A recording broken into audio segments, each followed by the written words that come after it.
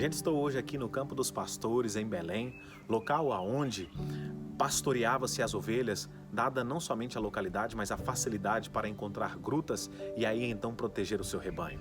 A palavra do Senhor nos narra em Lucas capítulo 2 e em Mateus capítulo 2 a passagem do nascimento de Jesus e a anunciação por parte dos anjos e por parte da estrela que Jesus Cristo estava nascendo. A estrela para os magos, os anjos para os pastores. Mas o que é interessante nessas duas passagens é que Deus sempre busca o termo certo, a maneira certa para falar com todas as pessoas da forma que elas entendam. O que nós precisamos aprender é a ouvir a voz do Senhor de forma correta. Que essa palavra fale com você e se ela assim o fizer, deixe o seu comentário, deixe o seu gostei e que você possa compartilhar com outras pessoas também, sendo propagador da mensagem de Cristo. Deus te abençoe.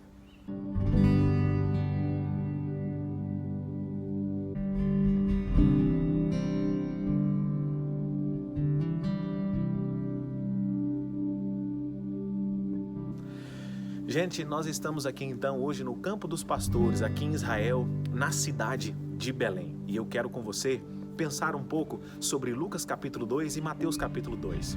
Nesses dois textos, nós temos a narrativa na perspectiva do evangelista Lucas e do evangelista Mateus sobre o nascimento de Jesus. Mateus dá ênfase sobre a chamada dos reis magos. A palavra do Senhor vai nos dizer que para os reis magos, o Senhor Deus colocou uma estrela no céu. E essa estrela direcionava o nascimento de Jesus, o Cristo de Deus, o Messias prometido. O interessante é que os reis magos, lá do Oriente, que a palavra de Deus nos diz, eles eram homens cultos, eram homens sábios, então eles conseguiam identificar no céu, dado o seu muito estudo, dada a sua muita ciência, eles conseguiam identificar isso no céu. Já em Lucas capítulo 2, Lucas não convive com Jesus, mas era um médico e conhecia muito bem a cultura e por relatos, ele então escreve o evangelho sobre a sua perspectiva. Ele dá ênfase a um outro lado, ele diz que anjos apareceram aqui nesse campo de pastores, aonde eu estou, para anunciar aos pastores o nascimento de Jesus aqui em Belém. Belém é um local formado por muitas grutas, muitas cavernas, e em uma dessas cavernas o nosso Senhor Jesus Cristo nasceu. Não porque não tinha lugar para ele nascer e que sobrou somente uma caverna, como a gente talvez tenha aprendido que sobrou somente uma manjedoura, mas isso era habitual. E se Deus havia já predito lá no Antigo Testamento que de modo nenhum Betel seria, Belém seria a menor das cidades, mas daqui surgiria o Salvador, a região aqui na época, a localidade, as pessoas moravam em grutas, moravam em cavernas, então era algo cotidiano, era algo normal. Diferentemente do que talvez você tenha aprendido, a realidade das pessoas era morar em cavernas e os animais moravam junto com essas pessoas. Eles ficavam, os animais, ao fundo mais da casa e as pessoas moravam mais na frente da gruta, mais na frente da caverna. Quando Jesus nasce aqui em Belém, Maria e José chegam em uma determinada gruta e o único local dessa gruta, que era muito grande, era o fundo, próximo aos animais. Por isso, Jesus nasceu junto com os animais, mas não é que ele nasceu num curral, num estábulo assim. Ele nasceu no meio, mas não era a realidade diferente do que aquelas pessoas viviam. Mas Lucas nos chama a atenção que o Senhor Deus conversa com os pastores. Se você não sabe, os pastores naquela época eram as pessoas talvez mais desvalorizadas. Não tinham importância porque eles fediam a ovelhas, eles cheiravam a animais e eles não tinham importância no reino, não tinham importância nas cidades. As pessoas, inclusive, até evitavam a ficar próximo porque ninguém quer ficar perto de pessoas que têm mau cheiro.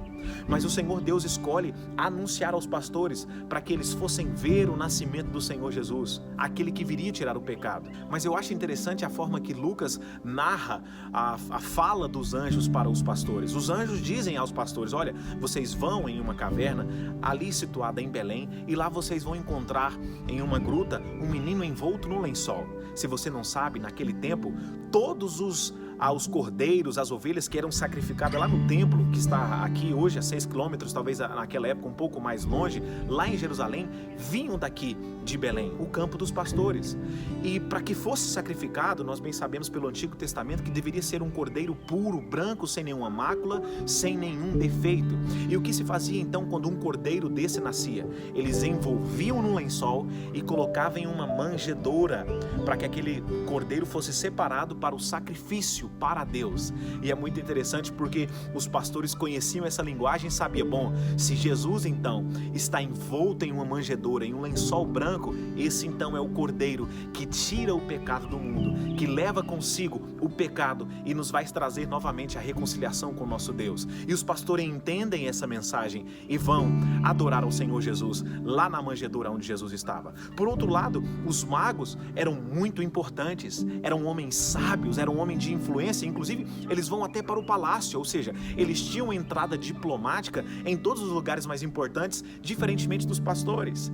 E eles então, por Deus, a comunicação para eles foi, olha, vai lá em Belém, onde estiver a estrela, Deus falando isso com eles, onde vocês encontrarem a estrela, ali está o Salvador do mundo. E eles chegam com presentes, ouro, mirra, incenso, para adorar a Jesus. Mas o mais maravilhoso nessa história é que desde o mais rico, desde os mais importantes, até os menores da sociedade, o Senhor Deus se importa com eles e nos faz entender que desde o menor até o maior, todos têm a sua importância no reino dos céus, não há distinção. O que nós precisamos aprender com essa história, com essas duas narrativas, é ouvir a voz do Senhor, porque Ele se preocupa.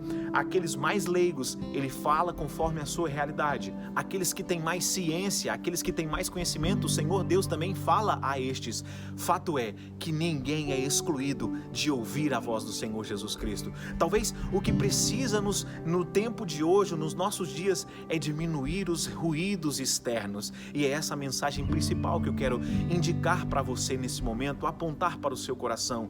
Diminua os ruídos externos, para que a voz do Senhor Deus possa ecoar dentro de você e você possa compreender o caminho, a direção, o propósito, o projeto que Ele já estabeleceu sobre você, porque você é escolhido de Deus. O Senhor Jesus Cristo disse isso, você é filho de Deus, e como filho de Deus, Deus quer se comunicar com você. Então pare um pouco os ruídos, para que você possa entender, assim como os pastores aqui no Campo do Pastor, assim como os sábios lá no Oriente ouviram a voz de Deus e consequentemente conseguiram ver e vivenciar o propósito da parte de Deus. Que Deus te abençoe, que Deus abençoe a sua casa e que você possa ouvir a voz de Deus.